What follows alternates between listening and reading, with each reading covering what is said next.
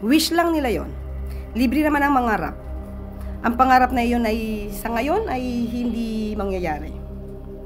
Ang pangarap sana ay huwag gawing realidad, baka maraming maniwala. So, kung ano po ang resolusyon, ang naging resulta ng eleksyon, igalang na lang po natin.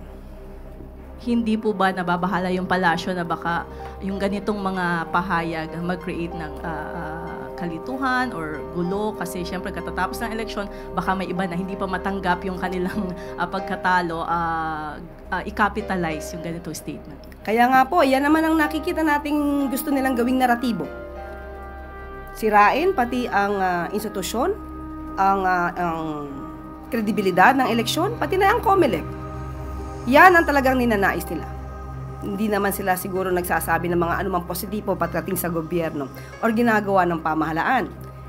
Sabi nga natin, mas maganda sana magtrabaho kaysa magbakasyon.